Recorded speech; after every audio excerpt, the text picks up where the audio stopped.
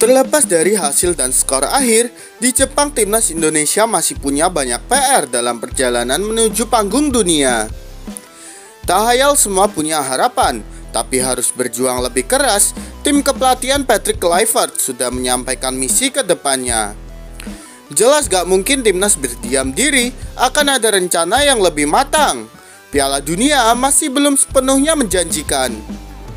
Tapi setelah round 3 usai, kita bisa melihat pola baru perjalanan kita. Secara pot sudah ada pembagian langsung, secara otomatis hasil akhir atas Jepang tak terlalu mempengaruhi. Hanya saja kita rugi di ranking FIFA. Untungnya penurunan Indo tak terlalu signifikan. Sementara Qatar akan menjadi musuh terberat Indonesia.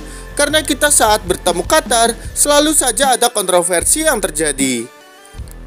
Lantas seperti apa perjalanan kita di round 4? Nah, kita bahas satu persatu.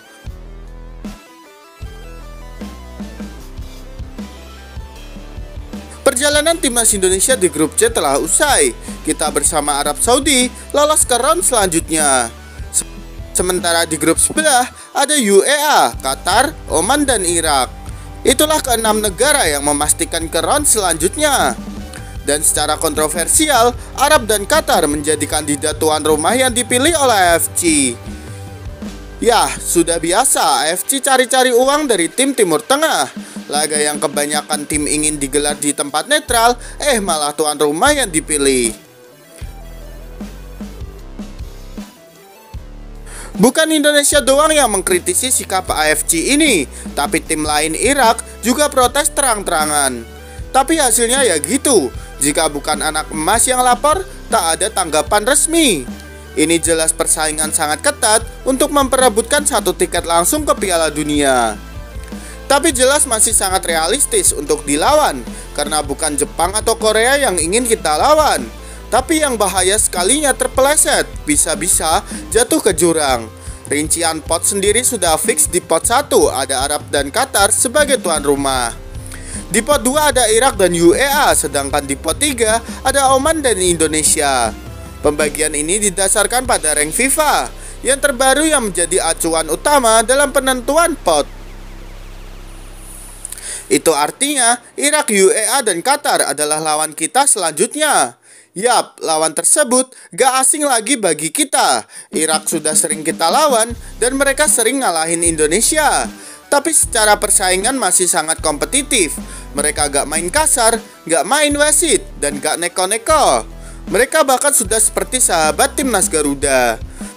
Kemudian Qatar dan UEA adalah dua tim Timur Tengah yang sebetulnya kita malas bertemu mereka. Tapi mau gak mau harus dilangkahi buat lolos ke Piala Dunia.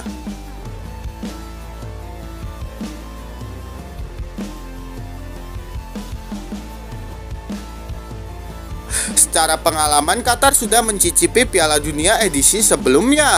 Tapi karena tuan rumah, bukan kualitas, terbukti mereka gak bisa bohong. Bersaing di round 3 aja mereka berada di posisi 4 di grup A.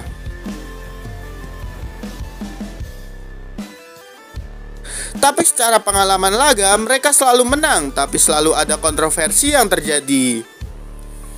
Inilah yang ditakuti sebagian fans saat mereka jadi tuan rumah nantinya.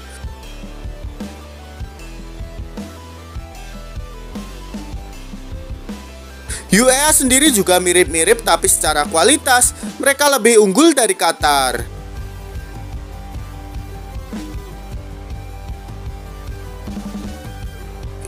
Timnas Indonesia memang berada di 100 besar dunia, tapi kalau dari skuad masih bisa bersaing dengan negara-negara itu. Salah satu rival Indonesia di ASEAN lewat salah satu media lokalnya berikan sindiran menohok. Media Vietnam dan Tricom VN menilai langkah Indonesia menyurati FIFA tak lain dan tak bukan sebagai cara mencari untung. Dengan harapan besar Indonesia bisa terpilih menjadi tuan rumah putaran keempat kualifikasi.